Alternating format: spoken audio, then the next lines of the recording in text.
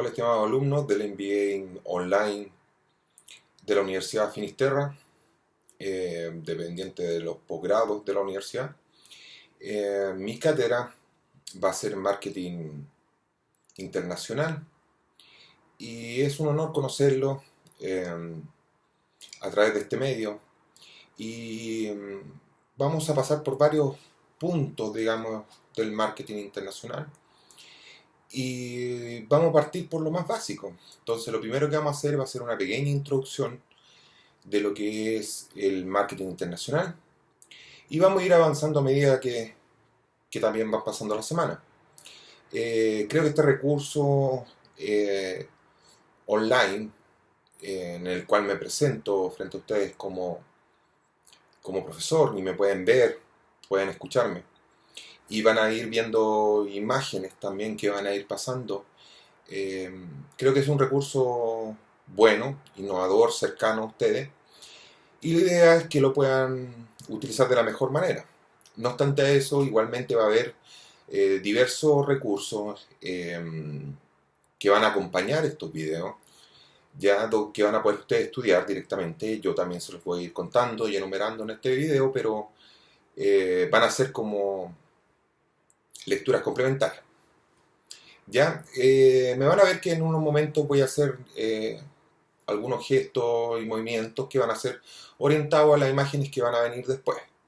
Entonces vamos a partir con el marketing internacional y vamos a decir que el marketing también es conocido internacionalmente como mercadotecnia o mercadeo. Este tema o punto para partir es importante porque nosotros en Chile usamos el marketing, la palabra marketing, ya, pero se usa con poca frecuencia, digámoslo, en el contexto internacional latino o español. Entonces, es más fácil encontrar términos como mercadotecnia en México o mercadeo en España y España que, bueno, que usa ambos términos, mercadotecnia y mercadeo. Ya, pero siendo que no está mal decir marketing, aunque igualmente tengo que hacer la salvedad que la Real Academia Española lo ha escrito correctamente y es con Q y acento en la A, ya nosotros seguimos usándolo tradicionalmente el marketing como tal, ¿cierto? Entonces decimos que es la disciplina que se dedica a elaborar estrategias para la gestión comercial de las empresas, buscando incentivar la demanda. Las tareas del marketing incluyen el análisis del comportamiento de los consumidores y del mercado. ¿Por qué decimos que es internacional? Por su parte es un adjetivo que se refiere a lo perteneciente a lo relativo, o a dos o más naciones. El término también permite nombrar a países distintos al propio y aquello que ha trascendido la frontera nacional. ¿Qué es pues el marketing entonces? O el marketing internacional. Se trata de la aplicación de estrategias de marketing en un entorno diferente al propio. El especialista debe interactuar con culturas, realidades que son ajenas a su entorno habitual y que lo obligan a prestar especial atención a ciertos factores que resultarán clave para la introducción de productos en el mercado. Hablemos del mercado extranjero. Una de las responsabilidades del marketing es fidelizar al consumidor. Esto debe ser vital en todo el proceso del curso que vamos a ver nosotros, ¿ya? Porque la fidelización debe ser el final de una transacción, debe ser el final de una gestión comercial, debe ser el final del contacto con el cliente y esta fidelización debe ser, ojalá, eterna. Muchas veces me preguntan sobre el tema de fidelización específicamente, ¿qué ejemplo existe claramente? Y yo creo que el más grande es el amor a una marca, ¿ya? Entonces nosotros podemos, por ejemplo, si vemos a dos rivales grandes a nivel mundial como son Samsung y Apple, nos damos cuenta que hay gente que adora Samsung como teléfono o como smartphone y gente que adora el iPhone, ¿ya? Pero no obstante eso, solamente hay una de las dos marcas que la gente es capaz de poner una manzanita en su auto eh, y lucir la marca. Entonces, el mejor ejemplo de una fidelización de todo extremo o al máximo extremo es la de Apple. Entonces, nosotros debiéramos entender o llegar algún día a tener marcas o ser una marca como Apple. Entonces, es sumamente importante entender el tema de fidelización, que lo vamos a ir tratando con mayor claridad durante este curso, pero lo más importante es que entiendan por lo menos que la base, que es el fin de, de la gestión que se hace con un cliente.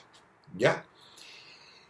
En el marketing internacional es importante que el experto tenga claro cuáles son sus necesidades o cuáles son las necesidades de lo que se quiere transar a nivel internacional o lo que se quiere promocionar en el extranjero y cómo el producto que pretende comercializar puede satisfacerla. Ya, nosotros siempre nos hablamos en marketing de la necesidad, o sea, de crear esta necesidad.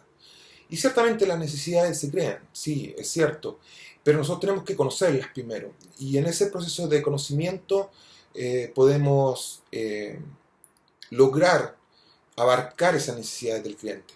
Nosotros también es muy importante que entendamos que en el contexto internacional generalmente no van a ser las mismas necesidades que las que tenemos nosotros.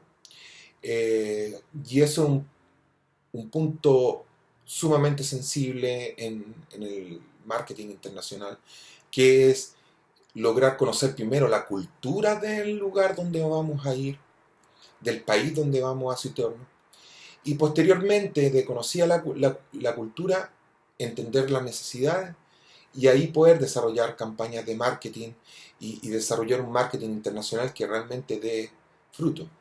Si no conocemos la cultura del país donde vamos a ingresar, es muy difícil que podamos interactuar de buena forma con nuestros potenciales clientes en el futuro. Para cumplir con estos objetivos es necesario trabajar en el ámbito de la investigación del mercado extranjero. La mercadotecnia internacional tiene que conocer las características de este entorno para realizar las recomendaciones correspondientes en torno al diseño y el desarrollo del producto. Una vez que el producto fue introducido en el mercado, será el momento de tratar de fidelizar al consumidor y de desarrollar estrategias de expansión.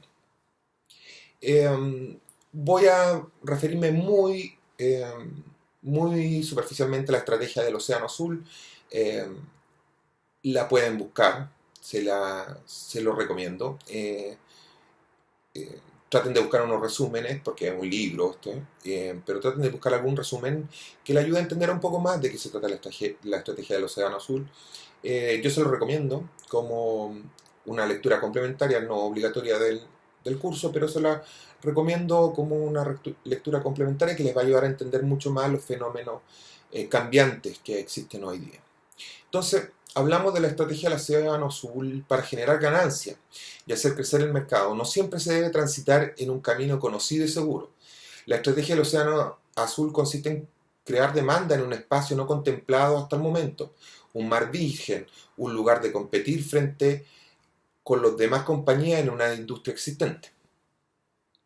De forma opuesta se conoce como océanos rojos a las industrias que existen hasta la aparición de un océano azul.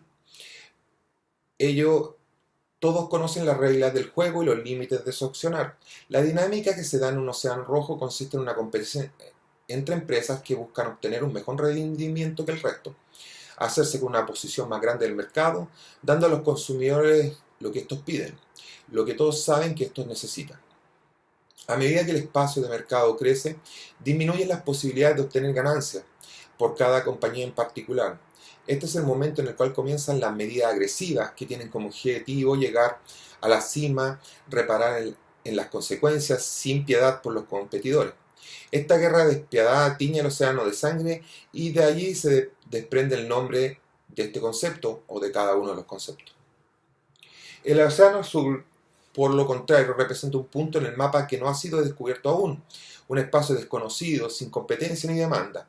El primero en navegar en sus cristalinas aguas es el encargado de crear dicha demanda, demostrar a los consumidores un producto o servicio totalmente nuevo y de que los demás los necesiten.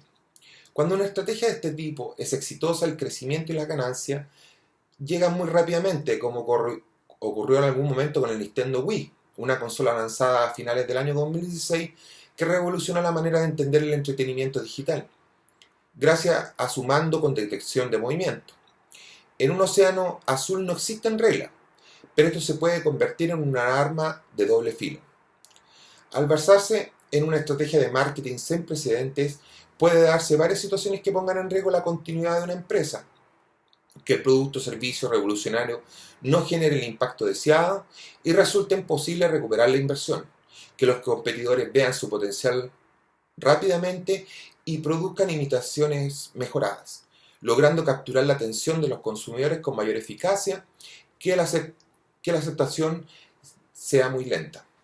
Entonces, bueno, nosotros vemos esta parte de las estrategias que tenemos entre estar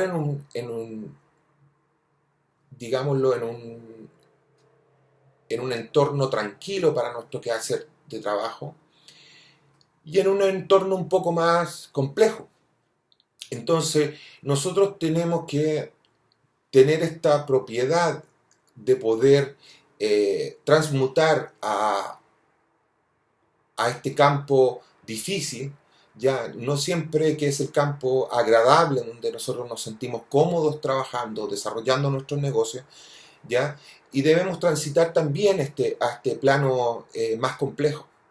Entonces es importante el trabajo que nosotros hagamos en este mercado desconocido, si lo podemos denominar de alguna forma, ya, y esta transición del mercado que nosotros conocemos al mercado desconocido. Entonces el marketing en sí, el marketing internacional debe velar principalmente en esta cuestión, en decidir estar en un mercado que conozco, que es fácil, o un mercado que es complejo, difícil y que me va a costar posicionarme, pero del que también, al final de cuentas, es el que mejores rentabilidades puede obtener. Y ese es un punto clave de decisión a nivel gerencial. Bueno, vamos a partir ahora con la segunda parte de este curso, ya que lo vamos a definir como la internalización como modelo de innovación de las empresas chilenas. En los últimos años ha prosperado en el mundo de la psiquiatría y la psicología el término resiliencia, para referirse a la cualidad de encajar, resistir y superar las adversidades. El anglicismo deriva del latín resilere, que significa rebotar, y proviene del campo de la física, donde se emplea para medir la elasticidad de un material, su capacidad para deformarse sin romperse, cuando es presionado por otra fuerza exterior. Y las empresas, como las personas, necesitan de esa capacidad para adaptarse en el torno de su resiliencia y para alcanzar sus objetivos y sobrevivir. La idea no es nueva. En el pensamiento económico, Joseph Schumpeter ya recurría a una reveladora frase para explicar el comportamiento cíclico de la economía. En una crisis, unos lloran y otros venden pañuelos. La pregunta es, entonces, ¿quiénes son los que venden pañuelos hoy? La respuesta desde mi punto de vista es obvia: quienes apuestan decididamente por la innovación. Innovar hoy no es una opción, y eso hay que dejarlo sumamente claro. No es una opción, es una necesidad. Más aún, esta ha de ser continua y permanente, y una línea de trabajo para mantener ese pulso es la de la internacionalización. La búsqueda de nuevos mercados, en este sentido la inercia cultural y las oportunidades de negocio a corto plazo, nos animan a todos los inversores a invertir en países como Chile, Argentina o Venezuela. Mercados naturales del mercado, por ejemplo, español. Pero para el empresario español, que a pesar de todo no ofrece de estos mercados demasiada garantía a largo plazo, ni normas reguladoras para crear un marco de estabilidad mínimo. Pero este ejemplo español no permite ver el riesgo, que debe ser distinto en nuestro quehacer nacional. Ejemplo, nosotros esto que yo les explicaba hace un momento es parte de lo que es el sentir hoy día actual de las empresas españolas. No todas tienen una confianza en los mercados internacionales porque vienen con una crisis ya muy marcada de muchos años.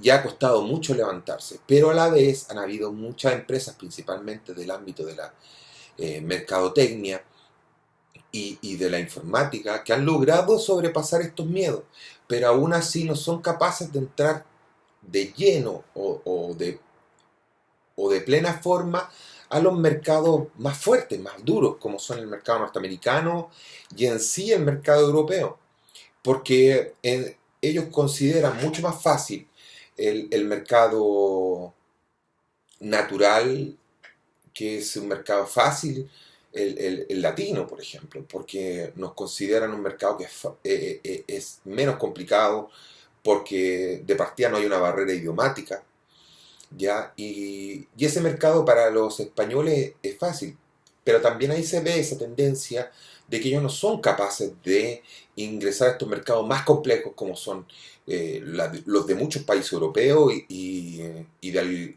de habla inglesa, como puede ser Inglaterra o Estados Unidos, incluso Australia. Pero nosotros como que nuestra experiencia en Chile ha sido diferente. Nosotros firmamos un tratado con Estados Unidos hace unos años atrás, igualmente con la Unión Europea, y no hemos tenido ese temor de entrar con todo al mercado norteamericano y entrar con todo al mercado europeo. Entonces nosotros quizá en ese aspecto somos un ejemplo de lo que se vive eh, a nivel latinoamericano y a nivel español. Entonces, sin duda, siempre ha sido una característica del comercio, quizás por estas escuelas que tuvimos antiguamente, las escuelas de Chicago, etcétera, que siempre nos dieron esta forma de trabajar, de ir a conquistar mercados internacionales. Entonces, volviendo al tema, en este fenómeno, un ejemplo de emprendimiento, por el contrario, un miedo al riesgo. ¿Por qué no superar prejuicios y buscar el éxito en la primera economía del mundo? Nos referimos a la economía norteamericana. Eh, ¿Y por qué no invertir directamente en Estados Unidos, un mercado de 300 millones de clientes potenciales, sin aduanas internas, con una moneda única, transparencia legislativa, estabilidad y la mayoría de la protección a los derechos de la propiedad intelectual del mundo? Ese es un conflicto, como les explicaba hace un momento, de la idiosincrasia laboral y empresarial de, de España, pero no es el caso chileno. Para Chile la existencia del Tratado de Libre Comercio entre Estados Unidos y con la Unión Europea no hace más que reafirmarse en esta idea. La relación económica entre estos países con nosotros debe ser una de las más integradas del mundo, con un intercambio de bienes y servicios cercano al billón de dólares. Esto lo ha confirmado el comisario del Comercio de la Unión Europea, Karel Gucht, que esta nueva convergencia reguladora genera un incremento del PIB chileno entre el 5 y el 1% y la creación de cientos de miles de nuevos empleos y puestos de trabajo. Pero en términos globales este acuerdo permite a europeos y a estadounidenses, y por extensión a los chilenos, crecer en un mercado con las mismas normas para gestionar los mismos problemas. Un agricultor de Paine podrá vender sus productos en Boston en igualdad de condiciones con un agricultor de California. Un informático que tenga una brillante casa en un barrio de Santiago Centro podrá defenderla al igual que otro que la maneja en un garage de Montana. Hay mucho que ganar si colaboramos y mucho que perder si no lo hacemos. ¿Por qué estoy tan seguro de que las oportunidades de negocio son reales? Por un lado, porque nuestra situación de partida no es en absoluto mala. Somos el 20º inversor extranjero en Estados Unidos y destacamos en sectores en los que el trabajo por hacer aún es inmenso, como el de la energía sostenible, infraestructura, construcción, transporte, frutícola, tecnologías de la información, etc. Un pequeño paréntesis, es importante hablar un poquito de lo que venimos haciendo en energías renovables, principalmente en el tema de energía solar, porque somos uno de los países pioneros y somos el que presenta el mayor crecimiento a nivel mundial. Entonces, es un punto importante a tratar porque hoy en día, en, en un mundo globalizado que requiere energía renovable y sostenible, Nosotros somos pioneros y nosotros estamos trabajando durísimo en ese tema a nivel gubernamental y a nivel privado. Entonces también es una forma de exportar recursos y, y- y- y exportar conocimiento. Hoy día la comunidad latina supera ya los 50 millones en Estados Unidos. Es un colectivo joven que reclama ser atendido en su lengua y en sus códigos. Quiere consumir en castellano, si lo podemos decir de alguna forma. Y lo más importante es un sector demográfico que crece exponencialmente. Ya es un 18% del total y se espera que alcance el 30% en el año 2050 y que ha doblado su poder adquisitivo en la última década. En este contexto, desde la aprobación del TLC, las empresas chilenas juegan con una ventaja extraordinaria que no deben dejar escapar. Muchas grandes empresas chilenas ya han triunfado en Estados Unidos. Ejemplo, EIJ Construcción, LATAM, la Rain Vial, Enersys, Cencosud, por nombrar algunas, en el cual hemos nombrado algunas que son casi pymes o son negocios de emprendimiento y hemos hablado de otras muy grandes. Eh, entonces, dado esto, el mercado está totalmente abierto para las pymes eh, y para los emprendedores. Debemos ser resilientes, ¿ya? Aprovechemos el momento adelantándonos al cambio que se avecina, haciendo lo que solo una empresa chilena y nadie más que una empresa chilena es capaz de hacer. Es así que usamos todas nuestras habilidades adquiridas en el marketing, usándolo para estrategias internacionales, aquellas que nos han hecho pioneros a nivel latinoamericano y hemos dado con dos claves para el éxito empresarial. En el exterior, el marketing internacional y la innovación. Aquí quiero tocar un pequeño punto que es un poquito de la historia del marketing. Nosotros tradicionalmente hemos sido el país eh, con más influencia del marketing a nivel latinoamericano. Y esto fue porque fuimos pioneros, ya cuando todavía no existían el marketing como tal en la mayoría de las empresas a nivel latinoamericano, sobre todo en las grandes corporaciones latinoamericanas. En Chile ya existían.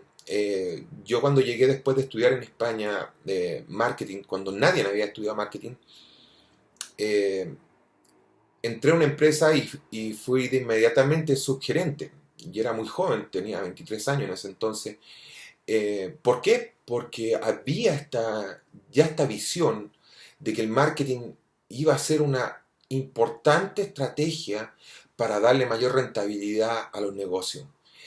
Y, y sin duda los marqueteros chilenos, ya la gente que se dedica 100% al marketing, y tanto como ejecutivos como docentes, han tenido un alto prestigio a nivel latinoamericano, y no solamente latinoamericano, también en España y en países europeos y en Estados Unidos.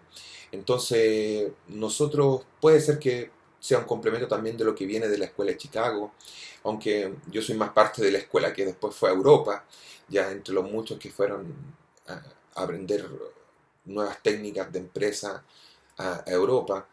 Entonces, esto nos lleva a ser a nosotros un país muy avanzado en el tema del marketing y por eso que nosotros tenemos un deber, que debemos aprender más allá todavía, seguir siendo pioneros, por ejemplo, en el tema de redes sociales, de marketing digital, de e-commerce, para crecer más aún en el campo del marketing internacional.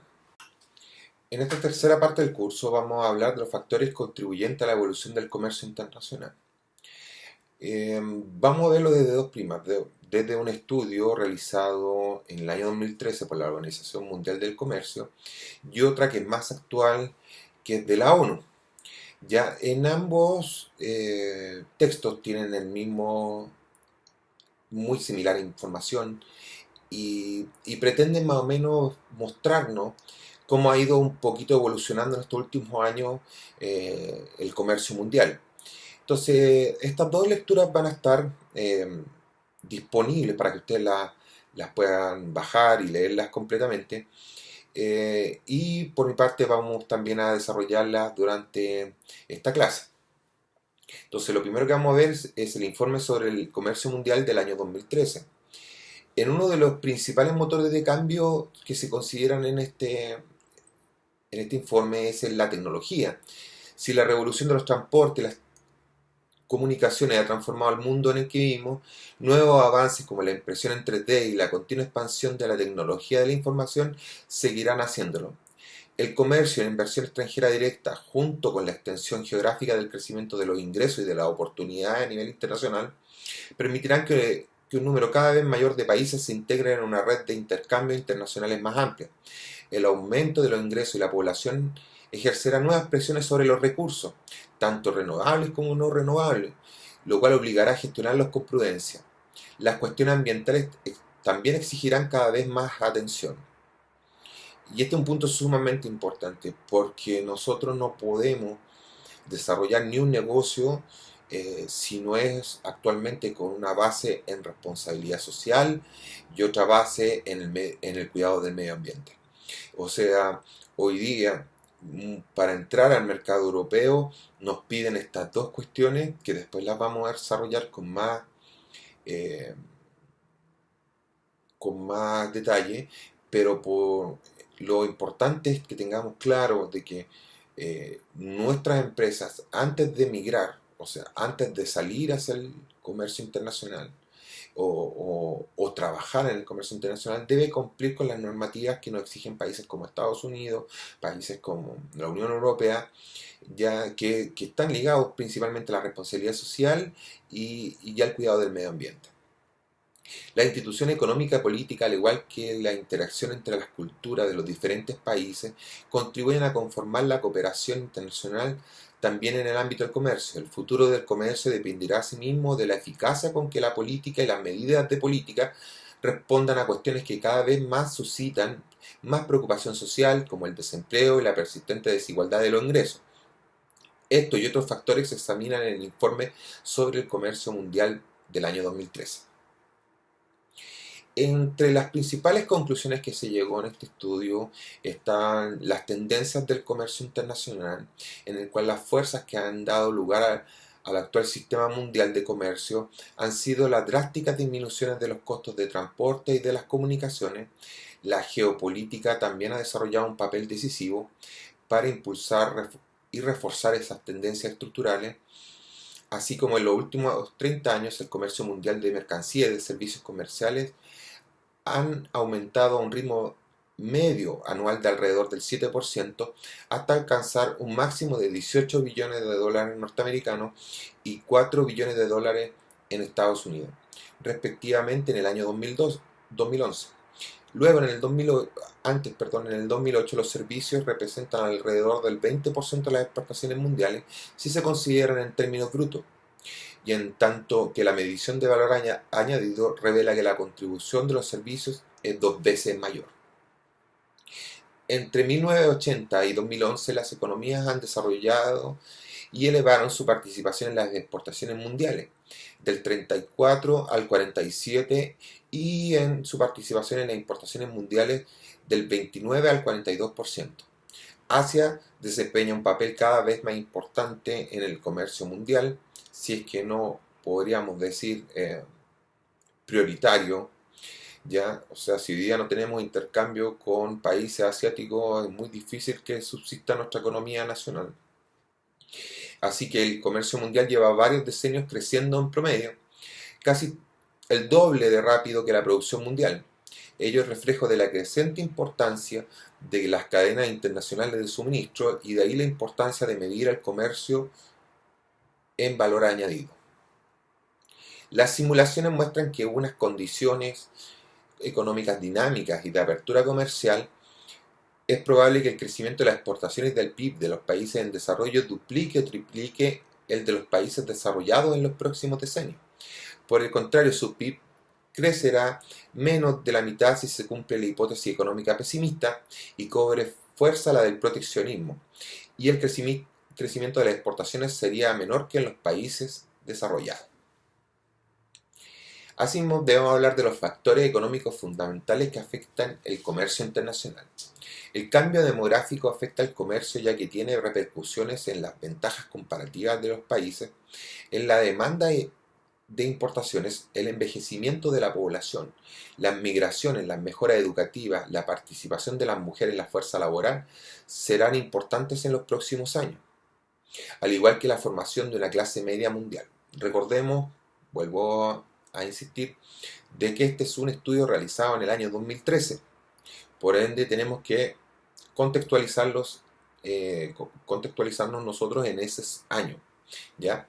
Las inversiones en infraestructura física pueden facilitar la integración de nuevos agentes en las cadenas internacionales de suministro, la acumulación de capital y la generación de crecimientos y tecnología que trae consigo la inversión en particular, la inversión extranjera directa, también puede permitir que los países asciendan en la cadena de valor modificando sus ventajas competitivas. Han aparecido nuevos agentes entre los países que impulsan el progreso tecnológico. En 1999, los países que representaban el 20% de la población mundial total concentraban en torno del 70% del gasto en investigación y desarrollo. En 2010, solo concentraban alrededor del 40%. Los efectos de difusión de la tecnología son en gran medida regionales y son más fuertes entre los países conectados por redes de producción, además de los sectores manufactureros tradicionalmente muy vinculados a la investigación y el desarrollo. Los servicios prestados a las empresas de gran intensidad de conocimiento aparecen como los elementos impulsadores principales de la acumulación de conocimiento. Otro factor es la apertura del comercio y del contexto socioeconómico más amplio. Para integrarse adecuadamente en los mercados mundiales, las personas y las sociedades tienen que hacer continuamente frente a los cambios en el entorno competitivo. Esos ajustes pueden generar tensiones en los mercados de trabajo y influir en la actitud hacia la apertura del comercio. Las economías que cuentan con una mano de obra bien formada y un entorno favorable a las empresas tienden a estar en mejores condiciones de adaptarse satisfactoriamente. La transición de las sociedades a una vía de desarrollo sostenible requiere de una gestión cuidadosa de la relación polifacética entre el comercio y el medio ambiente a fin de evitar un proteccionismo verde, aprovechar al máximo los beneficios ambientales que pueden traer consigo la apertura del comercio. La expansión del comercio tiene que contar con un sistema de financiamiento monetario estable que ofrezca un volumen suficiente de financiación del comercio a un costo asequible, en particular para los países en desarrollo y con políticas macroeconómicas que promuevan la estabilidad de los tipos de cambio. Bueno, acá en un momento les he hablado de un resumen de lo que contiene este informe y como les explicaba hace un momento, me interesa que puedan ver este informe que es del año 2013, lo puedan leer en detalle, ya para que se vayan haciendo una idea del contexto y cómo va progresando el contexto comercial a nivel mundial. Entonces ahora vamos a pasar a otro estudio que se llama La evolución del sistema internacional de comercio y sus tendencias desde una perspectiva de desarrollo. Este informe de septiembre del año pasado es un informe muy reciente, ya que es de la ONU, y creo que va a ser muy útil para que también veamos cuál ha sido el progreso desde ese momento que estábamos hablando, que era el año 2013, y cuánto ha cambiado el contexto actual de la economía global y comercial principalmente. Bueno, en los últimos años el comercio internacional ha dado muestras de una debilidad inusual y persistente. Sin embargo, para el 2017 y 2018 las perspectivas son mucho más halagüeñas.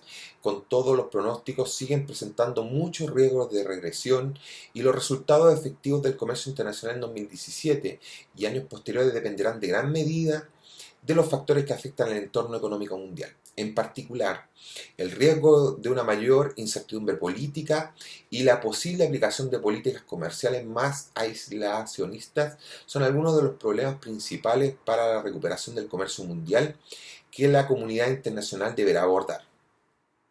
Los países deberán dinamizar el comercio internacional y potenciar su contribución al logro de los objetivos de desarrollo sostenible.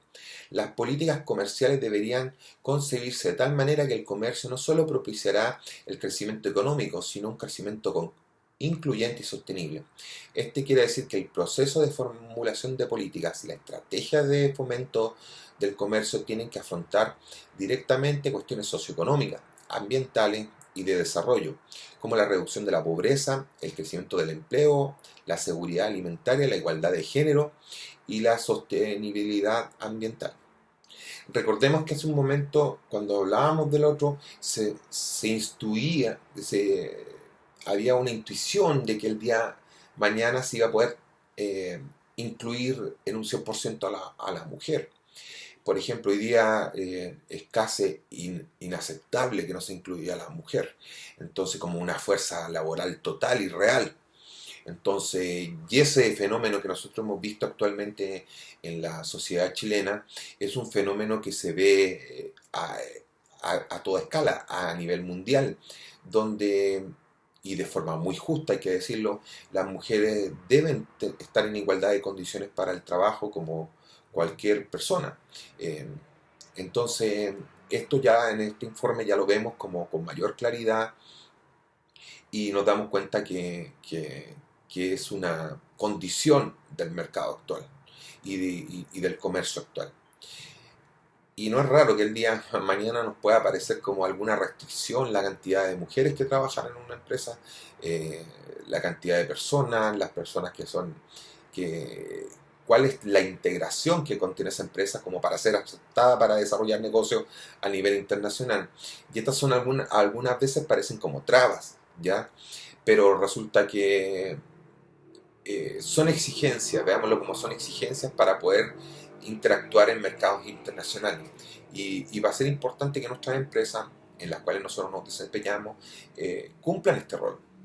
Y cumplan este rol social, no solamente el rol de tener un excelente producto que se exporta al extranjero, sino también eh, que nuestra empresa tiene una política de responsabilidad social suficientemente buena para entrar a los mercados más exigentes como son el norteamericano, el inglés o el europeo. El desarrollo sostenible, y en particular los objetivos de desarrollo sostenible, deberían ser el centro de las estrategias comerciales. Como el comercio no puede resolver por sí solo todos los problemas del desarrollo, es preciso que esté estrechamente coordinado con las políticas e iniciativas internacionales de otras organizaciones internacionales y organismos como las Naciones Unidas. Entonces nosotros acá hemos visto como dos realidades, como ha ido avanzando. Yo les pido que puedan leer el artículo completo, este segundo artículo, también como el primero, para que puedan hacerse una comparación y puedan ver cómo ha ido evolucionando la realidad en tan pocos años, la realidad del comercio internacional.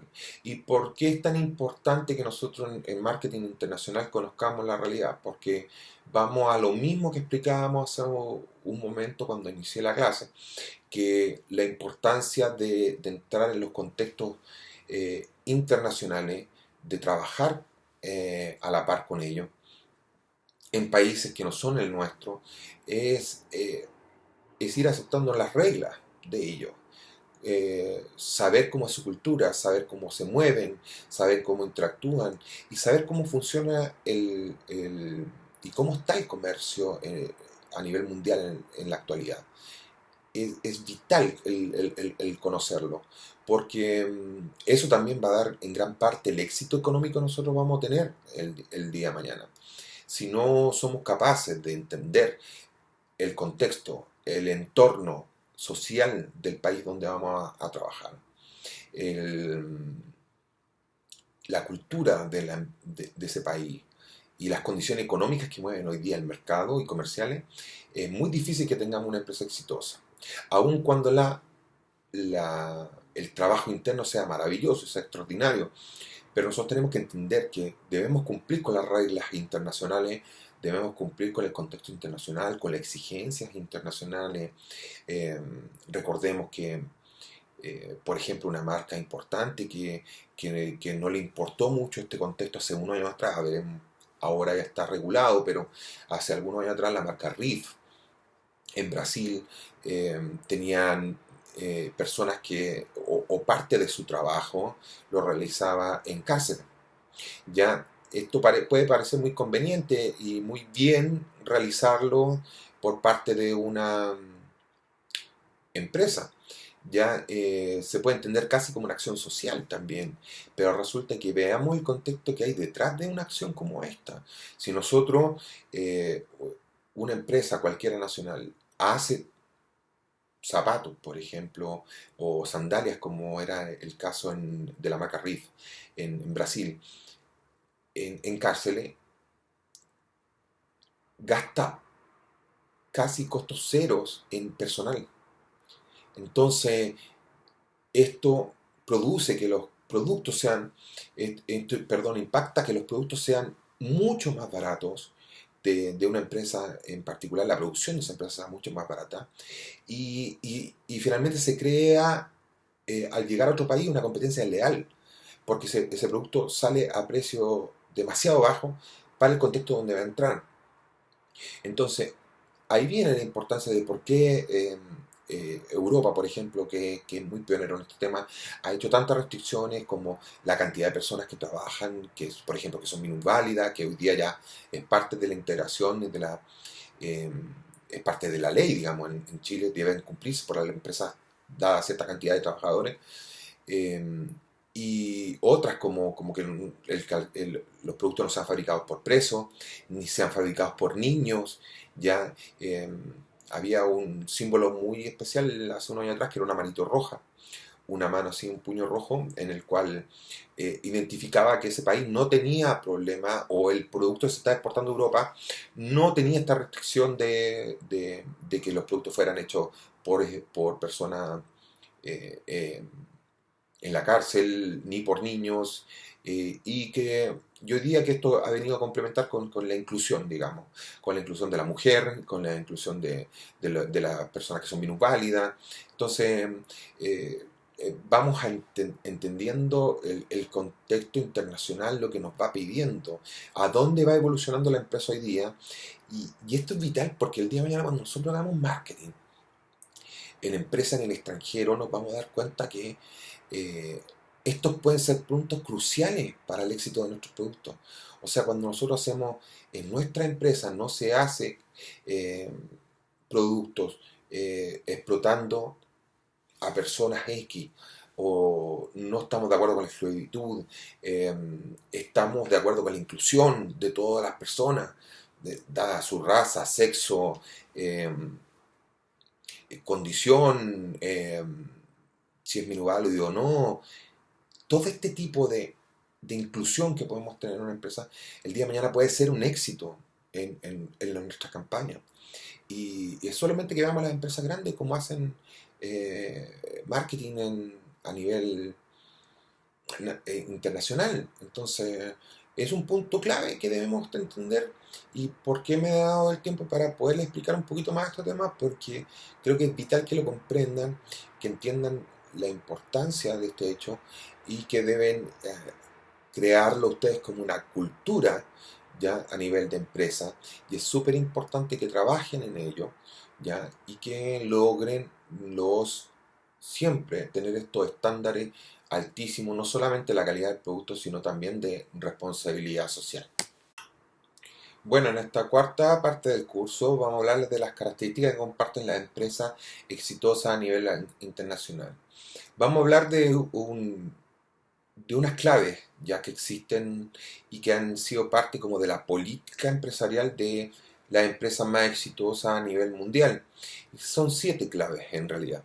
Y vamos a hablar parte por uno, pero primero vamos a hablar de una pequeña introducción y hablando que se estima que cualquier empresa que ha nacido de un emprendimiento, proyecto o ha logrado globalizarse, primero se ha ido consolidando en su mercado nacional. Se entiende hoy día que la empresa, cualquiera sea, el rubro incluso en el que trabaje, al quinto año debe plantearse seriamente para poder mantenerse como una organización rentable el hecho de iniciar un proceso de globalización. Y esto deberá ir siempre ligado a un proceso de marketing internacional. Pero antes deberá cumplir con una serie de claves para alcanzar un éxito a nivel internacional. O sea, primero debe tener una filosofía de empresa, una cultura de empresa y una política de empresa que vaya acorde con las claves que se entienden hoy día del éxito. Por ejemplo, Facebook, Google o Apple, empresas que son gigantescas, que sabemos la importancia y la relevancia que tienen a nivel mundial, eh, comparten algunas características, que son justamente estas claves que yo les explicaba. Eh, Porque las empresas, aparte o sea, que logran el éxito, además de ser rentables, tienen que tener otras cualidades que las diferencian de las demás. Estas son porque todas manejan las 7 claves para que una empresa sea verdaderamente exitosa. Entonces, ya sin tanto vueltas, vamos a hablar directamente de estos 7 cualidades que debiera tener una empresa o principios, si lo podemos decir de alguna forma, para trabajar, eh, y que deben ser una parte de la cultura y la filosofía de la empresa. ¿Ya? Como número uno, tenemos que decir que lo principal objetivo de una empresa debe ser el cliente. El principal objetivo de una empresa de éxito es satisfacer las necesidades de sus clientes. Las mejores compañías saben que el éxito eh, es base de su negocio, por eso todo esfuerzo y trabajo y estrategia están dirigidos a ofrecer los mejores servicios y productos a sus clientes. Eh, Hace un tiempo atrás yo manejo un Twitter que se lo voy a dejar ahí en pantalla para que lo tengan y me puedan seguir también y vayan viendo muchos de estos trabajos que yo voy conectando, muchos estudios, informes que hay a nivel internacional, eh, trabajos que se han hecho en el área de marketing y a nivel económico. Eh, yo hace un tiempo publiqué una frase que me encantó, que la escuché cuando estuve en Estados Unidos, que decía, eh, el cliente es el único que te puede cerrar la empresa. Simple, con un solo hecho, comprar en la empresa de al frente. Esta frase me movió tremendamente el ser.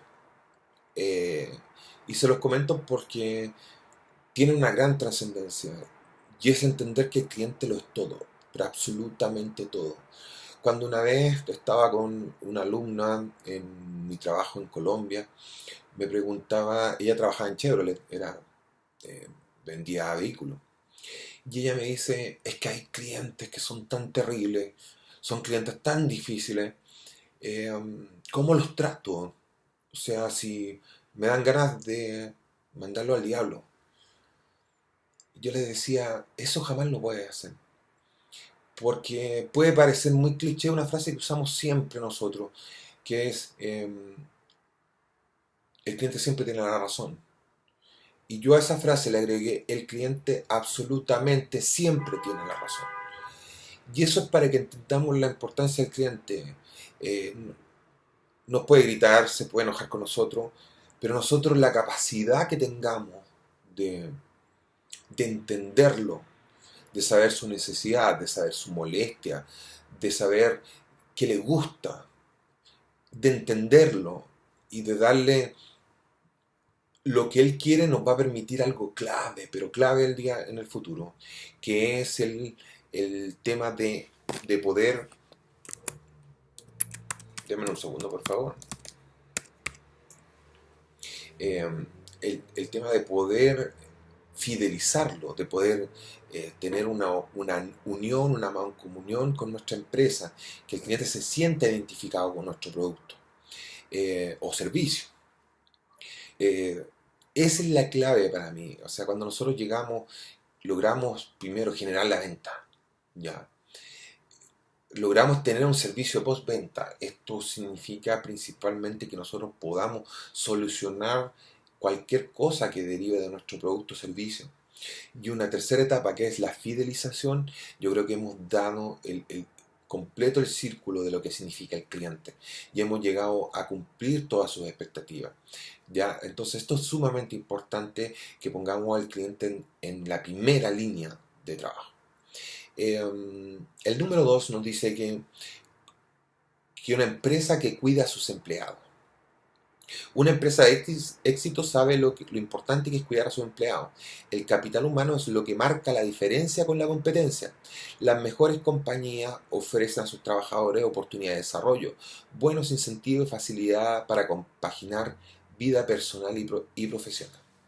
Bueno, yo aquí tengo que hacer un pequeño alcance primero de todo, porque es súper fácil, creo yo por mi experiencia. Yo he trabajado en empresas grandes y en empresas no tan grandes, que cuando tú miras una empresa que es gigante, hablemos de una empresa como Cencosud en la actualidad, Falabella, empresas que son enormes a nivel de retail, o cualquier otra empresa como Sura, de seguro, que hoy día tiene una participación importante en el mercado nacional, siendo que es una empresa extranjera. Cualquiera de estas empresas, tanto chilenas o extranjeras que nosotros miremos, eh, observamos este tipo de empresas y pueden tener una cultura de perfeccionamiento, pueden tener una cultura de ayuda al trabajador, del cuidado al trabajador, pero esto es muy difícil que suceda cuando una empresa es pyme. La empresa pyme con suerte tiene al principio para pagar sueldo.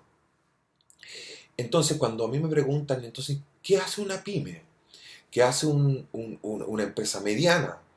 Ya si no tienen los recursos para poder, por ejemplo, hacer que sus trabajadores se capaciten, sigan creciendo, estudien, eh, ¿qué hacen? Entonces lo que yo estimo es que deben trabajar en el clima laboral. O sea, y vamos a verlo también en el tema de estas grandes compañías que les hablaba hace un momento. Pueden ser extraordinarias en muchas cosas, te pueden pagar súper bien, te pueden tener muchos cursos, te pueden mandar a estudiar al extranjero, etcétera. Las capacitaciones pueden ser constantes y buenas, pero si no existe el clima laboral como una cultura de empresa, todo lo gigante que haga esa compañía queda en nada. Entonces yo creo que la base de todo es lograr un clima laboral excelente para la empresa. Cuando esto es un valor de empresa, nuestra empresa puede ser pequeña, mediana o grande, pero va a ser reconocida porque nuestros trabajadores, que finalmente son la cara de nuestra empresa a nivel nacional o a nivel internacional, nos muestran lo mejor de nosotros. ¿Y qué es lo mejor de nosotros? El clima laboral que nosotros tenemos. Ya, por eso que lo pongo como un punto de primera necesidad, digamos, como la empresa, en el tema de cuidados de los empleados. El número 3 nos dice que cuidamos a nuestros proveedores. Bueno, nuestros proveedores son los que nos permiten entregar el producto final o entregar el servicio. A veces nos colaboran con el transporte, nos colaboran con el empaque, etcétera. Son muchas formas de proveedores que existen. Lo importante es que nuestros proveedores, nosotros, por ejemplo, destinemos los recursos para pagarles adecuadamente en los tiempos que se merecen. Recordemos que hoy día acaba de promulgarse una ley nueva, o prontamente se va a promulgar una ley nueva sobre el tema de los pagos para las pymes y medianas empresas. Entonces, eh, creo que es sumamente importante que nosotros entendamos que a este proveedor hay que cuidarlo, hay que tratarlo bien, sea grande o sea pequeño, ¿ya? Y no relegarlos o postergarlos porque el día de mañana nos puede decir, no trabajo con ustedes. Y el hecho de que no trabaje con nosotros nos puede traer innumerables problemas a nivel interno de producción, a nivel de trabajo, y finalmente hay un tema que es sumamente importante. Cuando el proveedor habla bien de nosotros, nos hace crecer como empresa. O sea que es parte de nuestro marketing corporativo. Entonces, de nuestra imagen corporativa como empresa. Entonces, por eso que es súper importante el cuidado a nuestros proveedores. Hace un momento se los comentaba este cuarto punto que se denomina protege al medio ambiente o cuando protegemos el medio ambiente. Eh, hay empresas que se sienten como excluidas de este tema o que no tienen mayor relevancia en este tipo de temas porque prestan un servicio determinado, porque hacen un producto que no impacta al medio ambiente. Pero el tema es que cuando nosotros vamos creciendo, independiente que seamos una empresa que no produzca impacto en el medio ambiente digamos, con solventes, con líquidos que se lanzan a los océanos, al mar, bolsas plásticas. Bueno, ustedes pueden poner los ejemplos que deseen sobre contaminación. Independiente de ese punto, que no seamos una empresa que nosotros sea una empresa contaminante o que le haga daño al medio ambiente, debemos tener algún día, cuando nosotros ya seamos una empresa mediana, eh, o quizás vayamos hacia el camino a ser una gran empresa porque estamos globalizándonos, porque estamos ya entrando a mercados internacionales de trabajo, etcétera, debemos tener una cultura de responsabilidad de cuidado del medio ambiente. ¿Y cómo tenemos una cultura de cuidado del medio ambiente? Aportando fondos de nuestra ganancia a este tipo de proyectos. Eh, Nos vamos a encontrar con una palabra que yo se las voy a explicar más adelante también, más en detalle, que es el greenwashing. Nosotros el greenwashing, que es este lavado de imagen que existe de una empresa, por ejemplo, lo ha hecho miles de veces Coca-Cola. O sea, Coca-Cola, sabemos todo que contamina una gran cantidad con el tema de las botellas plásticas, pero no obstante a eso, hace programas a nivel mundial para la recolección de botellas, para volverlas a reutilizar o para que estas botellas, de hecho ha premiado a muchos concursantes a nivel internacional por iniciativas que tienen como cómo ocupar estas botellas cuando ya se han creado y están en el medio ambiente, digamos.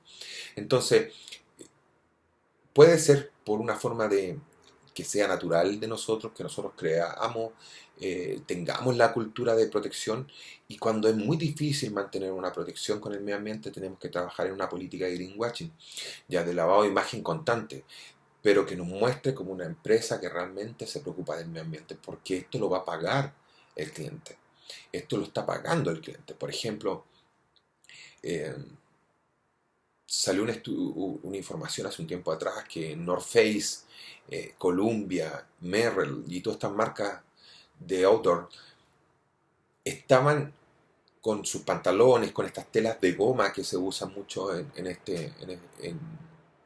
para estas marcas. Estaban dañando de forma grotesca el medio ambiente en algunos países tercermundistas. Y esto preocupó y alarmó a todo el mundo. Eh, y si digamos que se alarmó Chile, imagínense lo que es la alarma que se produjo en Estados Unidos o en Europa. Pero ¿qué hizo North Face para limpiar esta imagen? Hizo inmediatamente, cambió todas sus bolsas plásticas a bolsas de papel. Entonces, y no crean que ese costo no lo asumimos nosotros los clientes, lo asumimos nosotros los clientes. Pero, ¿cuál ha sido la principal cualidad? De que ha lavado imagen en parte con este tema y se ha sumado con el uso de nuevas tecnologías para que no contaminar tanto el medio ambiente. Entonces, eh, con estos ejemplos podemos entender un poquito la importancia del lavado de imagen en la actualidad y de cómo tenemos que comportarnos y mostrarnos frente al tema de la contaminación, del cambio climático o de esta responsabilidad que hay que tener con el medio ambiente. Eh, el quinto punto habla sobre que controlamos los procesos, o una empresa que controla sus procesos. Para que una empresa sea la mejor es necesario que reduzca sus costos de producción y aumente la productividad. Así ofrecer unos precios más competitivos sin reducir la calidad de sus productos o servicios. Este tema, sobre todo a nivel, cuando ha sido súper importante en el tema de globalización. Ya, por ejemplo, cuando Estados Unidos saca sus instalaciones de Ford a México, por ejemplo, Renault a Colombia, eh, fábricas como Lacoste y, o Armani que están en Perú, dado la buena calidad del algodón y porque la mano de obra es mucho más barato que la, que la mano de obra eh, francesa. Entonces, estos puntos son sumamente importantes. Yo creo que una empresa globalizada, cuando los costos de empleados son tan altos, son tan costosos en su país, debe buscar mano de obra en otros países. A veces se considera un poco injusto, pero recuérdense que nosotros estamos para velar por eh, digamos, por los intereses de la empresa. Cuando somos gerentes, somos ejecutivos de una empresa, estamos para velar por los intereses de la empresa y no tanto para velar eh, por los intereses sociales, digamos. Aunque suene esto un poquito duro de decirlo, pero es cierto, nosotros debemos velar por los intereses de la empresa. Entonces, esta es una buena medida y hay otras, obviamente, como reducir los costos de producción, etcétera, traer insumos desde países donde sale más barato, que también pueden utilizarse y mezclarse para que no sea tan alto eh, digamos, la, el impacto a los trabajadores de una empresa. Entonces yo creo que esto es un punto vital e importante que con el futuro, con el crecimiento que vayamos dando en nuestra empresa, siempre vayamos en pro de reducir costos. ¿Ya? El número 6 nos habla de la instalación adecuada. Los empleados de las compañías de éxito trabajan en instalaciones que están en buenas condiciones. La maquinaria y equipo que utilizan sus trabajadores tienen el mantenimiento necesario para garantizar la seguridad de la plantilla. Esto tiene un poquito de relación con lo que yo le explicaba anteriormente sobre cuando el personal que trabajaba no era el idóneo, si había gente que trabajaba que eran, o sea, nos confeccionaban los productos nuestros presos, siendo que no es directamente la relación, sí tiene una relación con el tema de la forma en que trabajamos. ¿Ya? Entonces nosotros es súper importante que nosotros en las empresas donde estamos existan las instalaciones, por ejemplo, para que nuestros trabajadores puedan almorzar decentemente, o sea, hay un comedor donde puedan almorzar, eh, las máquinas tengan el mantenimiento, haya la seguridad ideal para, eh, para que el trabajo se desarrolle con total seguridad para los trabajadores. eh, Se cumplan estos planes de acción en caso de emergencia. Y hay muchos más factores que nosotros podríamos incluir y que a lo mejor ustedes también me pueden contribuir con eso. Pero lo importante es que entendamos que el trabajador debe tener tanto las garantías mínimas para trabajar y ejercer su trabajo, como el derecho a silla, etc. eh, las mínimas y irlas perfeccionando en el tiempo para que sean las máximas. ¿Ya? Eh, Cuando nosotros revisemos el total de estas 7 claves que son para el éxito, nos vamos a dar cuenta que nosotros cumpliendo estas 7 claves del éxito, generalmente vamos a poder ser aceptados en cualquier país. O sea, nuestro producto va a poder aceptado, va a poder ser aceptado en Estados Unidos, en Inglaterra o en la Unión Europea perfectamente, sin ningún problema. Entonces, de ahí nace la importancia de estas 7 claves. ¿Ya? Y la última tiene que ver con la innovación. Las empresas de éxito están innovando constantemente. Estas compañías buscan revolucionar los actuales modelos, pero también el mercado con novedosos productos. Las mejores organizaciones empresariales saben que sus ideas son su mejor activo. Y ciertamente que la innovación va a ser sumamente importante en todos los procesos. O sea, cuando vayamos dándole un valor agregado a nuestro producto, desde un empaque que tiene el producto hasta las mejores calidades del producto en sí. Nosotros tenemos ejemplos espectaculares en Chile de lo que se ha hecho con algunos productos.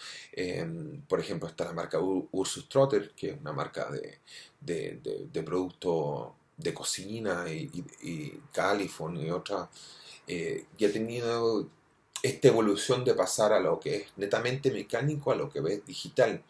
Entonces, como ella, tenemos montones de empresas a nivel nacional que han hecho cambios y mejoras eh, a nivel del producto, del empaque, mejorando el empaque, donde cuando nosotros realizamos importaciones para que el producto llegue intacto al país de destino. O sea, todas esas son medidas que nosotros podemos tomar de innovación. Pero yo quiero acercarme más a la innovación en el marketing. Nosotros hoy día es vital que todas nuestras empresas, sea del rubro que sean, puedan tener transacciones a través de e-commerce. Es súper importante que nosotros tengamos, y lo vamos a ver durante el curso, una transición hacia las redes sociales totalmente.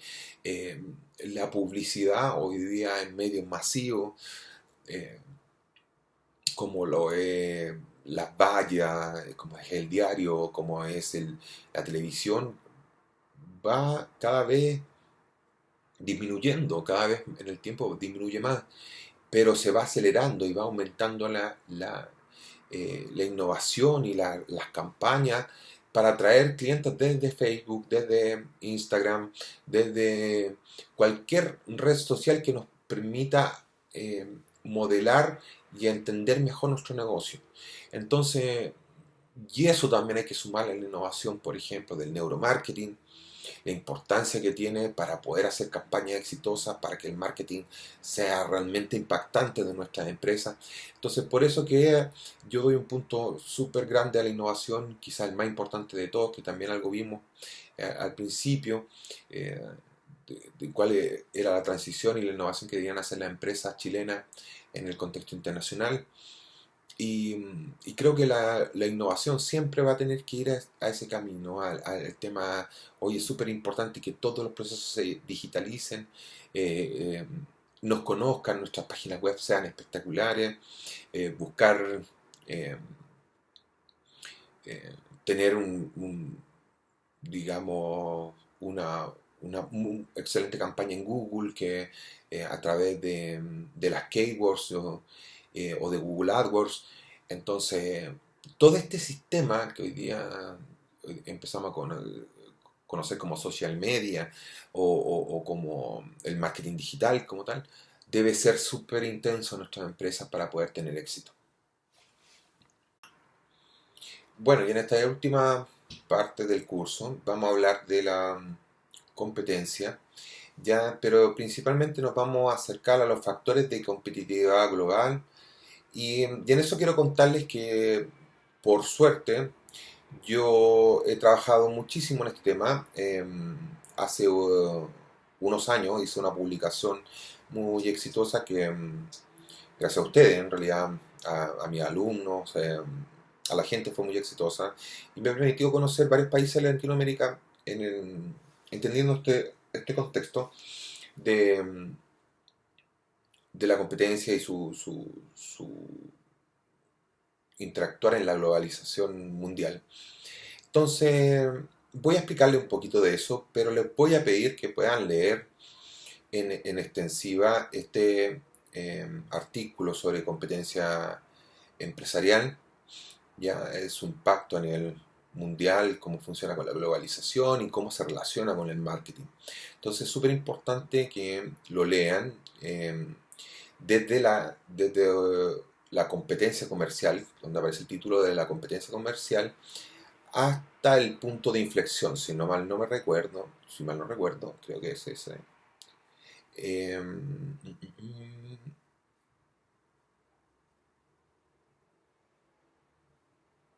sí, hasta el punto de inflexión. Entonces les pido que puedan leer eso que son como unas 8 páginas o 6 páginas, ¿ya? Que puedan leer esa parte principalmente, si gustan lo pueden leer completo, obviamente les va a parecer sumamente interesante y espero que sea interesante y que les guste este artículo, pero principalmente quiero que lean esas páginas porque son, digamos, las páginas que van a ayudarlo a poder entender el contexto de la competencia a nivel mundial, a entender lo que es la competencia y cómo funciona hoy día en la actualidad. Porque ah, se hace como una apreciación muchas veces de que esto es es un tema súper simple, pero la verdad que no lo es un tema complejo. El tema de la competencia, los sistemas de competencia a nivel mundial son sumamente complejos y cómo se va desarrollando y principalmente en el marketing esta competencia a nivel local o a nivel internacional. Se deben conocer de diversas tácticas, se debe conocer un poco más, ahondar un poco más en el tema. Entonces, en esta última parte vamos a hablar un poquito del tema de la competencia. Vamos a partir con la competencia comercial. Entonces, la competencia comercial es la derivada del área comercial, asimismo del marketing. Trabajando de forma empírica, nace en las entrañas de la empresa, en su gestión diaria por la supremacía del mercado, en cada rubro y producto, mientras que a su vez va nutriendo a directivos y gerentes en la experiencia necesaria para entender el mercado cuál es. Pero aun cuando este tipo de comprensión de la competencia resulta efectiva, es a su vez débil y ahora imprecisa. Sin embargo, debemos explicarla detalladamente, ya que es una fuente importante de vivencias y experiencias que nos ayudan a tener una mejor comprensión de ella y de su evolución. La libre competencia no siempre ha tenido una buena acogida. Se la retrata como un mecanismo darwiniano de guerra de todos contra todos, en que el pez grande se come al chico y cuyo resultado es empleo y producto basura, como la monopolización de los mercados por grandes tiburones multinacionales, y solo la continua vigilancia de las instituciones públicas evita todos estos males y consigue defender el modelo de sociedad elegido por el pueblo contra la corrosión globalizadora. Puede parecer una cuestión, una exageración, pero en aulas frecuentemente se escucha. Pero para hablar de estas cuestiones con sosiego, lo primero es decir que todos los beneficios del comercio y de la actividad económica en general se obtienen cuando los acuerdos son voluntarios. La ley es necesaria para impedir que nadie obtenga un beneficio empleando la violencia, el engaño o la coacción. Dicho de otra forma, la actividad comercial debe estar basada en el acatamiento de la autonomía individual, el respeto de la propiedad privada y el cumplimiento de los contratos. El sistema de la libertad natural, como lo llamaba Adam Smith, excluye pues la persecución del propio interés por la violencia física, moral o política. ¿Cuál sería, por ejemplo, apedrear a una farmacia que quieren abrir 24 horas al día siguiente o conseguir que el gobierno niegue una licencia de apertura a un competidor? Dicho esto de una manera tan elemental, veamos cuáles son los mecanismos y los efectos de la libre competencia. Son dos de los conceptos de competencia que empleamos los economistas para analizar los mecanismos que hacen la economía de mercado una fuente de bienestar. Uno es el concepto estático de la competencia perfecta y otro es el dinámico. Ambos son nociones abstractas, como siempre ocurre con los conceptos científicos, que no hay que juzgar por su realismo, sino por su poder explicativo. El concepto estático toma una foto fija del mercado para ver si en un momento dado hay suficientes competidores. El dinámico toma una película del sector o de la economía para sí. Cuando una empresa obtiene beneficios extraordinarios, aparecen rivales dispuestos a entrar en busca de una parte de ese cuantioso negocio, abaratando precios o multiplicando ofertas, para beneficio de los consumidores, que finalmente para la competencia en un mercado debiera existir para ello, o sea, con el único fin de beneficiar a los consumidores. Así, la competencia comercial aparece como una fuente importante de conocimiento dada la experiencia diaria y por los conocimientos que nos muestra el mercado global. En su microeconomía funcional, esta información que es recopilada y entrenada en el interior de empresas y corporaciones es absorbida a diario por los ejecutivos de cada empresa para competir en un mercado que cada día se hace más difícil y complejo. De hecho, es justamente la experiencia, su tiempo, el considerado para ser elegidos para un cargo de connotación o de liderazgo al interior de una empresa, cuando van a ser contratados en el área comercial, aun cuando sea solo experiencia y no un conocimiento cabal acerca de cómo actuar frente a ella misma. Esa metodología experiencial, que en muchos casos resulta efectiva, es también un poco predecible y en muchos casos conocida por el rival. Por otra parte, las escuelas de negocio a nivel mundial siguen enseñando una formación casuística que, insisto, no se requiere argumentar que es ineficaz, sino más bien insuficiente para actuar frente a la economía altamente fluctuante, ya que la preparación de los ejecutivos comerciales es más alta cada vez e, e imparable y similar en un mundo con cada vez más alcances al conocimiento universal. O sea, ¿qué quiere decir esto? Que finalmente no, es muy fácil obtener el conocimiento hoy en día. Entonces, si no se manejan estrategias realmente efectivas, todos vamos a hacer lo mismo. Entonces, nos vamos a chocar en competencia y no vamos a poder tener éxito en nuestra gestión frente a la competencia porque estamos haciendo las mismas estrategias todos y por igual. Entonces, de ahí nace la idea de crear nuevas tácticas que puedan sostener un sistema nuevo y no sostener esto que es solamente empírico de lo que la competencia se da por la experiencia de los ejecutivos, sino que sea algo más técnico, algo más profesional, incluso más científico. Entonces, la importancia hoy día se da porque la globalización claramente contribuye en la asimilización total de la experiencia de la competencia y la hacen cada vez más predecible e inexacta. Así el marketing se ha ido internando cada vez como actor primordial en este suceso. Así hoy no es raro ver empresas que ya no tienen una gerencia comercial, pues la han reemplazado o desplazado por una gerencia de marketing, que aloja dentro de ella un departamento ahora comercial, incluso de venta. Lo que además de buscar nuevas fuentes denota un desespero por asomarse por encima de nuestros potenciales competidores. Es que el fenómeno de la competencia hoy en día figura como un pasar descarnado, deshumanizado del mundo empresarial, y cuando no sea tan así, se nos muestra de tal modo ya que parece que en este mundo mercantil solo puede existir de tal forma. La competencia llamada deslealtad, otro tema, ha inundado nuestro entorno comercial al amparo de legislaciones tenues donde no se puede controlar efectivamente el monopolio o la temible colusión. Pero claramente estas malas prácticas se dan también o se deben aprender a luchar contra ellas. O sea, nosotros tenemos que saber cómo enfrentarlas, aun cuando no sean del todo generalizadas y donde la ética en muchos casos es olvidada o dejada a un lado por el hecho final de conquistar más mercados que el rival. Del mismo modo, cada vez que se escuchan más voces alzadas que nos piden una competencia menos descarnada, sino que más leal y ética, donde no se tracen los valores humanos, sino los nuevos conceptos como responsabilidad social y corporativa. Este último punto en muchos casos también sirve para la competencia y se escucha decir de una empresa con responsabilidad corporativa. Entonces todo acto, todo hecho que emana de una empresa puede ser usado para competir. Súper importante que se guarden ese concepto en sus cabecitas.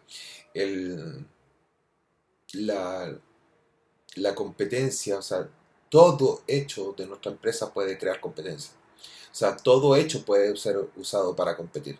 Toda cosa que nosotros usemos, tanto vamos complementándolo con lo que vimos en los módulos anteriores de esta clase. Todo puede ser usado para competir. Todo lo bueno que nosotros hacemos podemos eh, materializarlo hacia una competencia, ya a mostrar que somos mejores que nuestro vecino.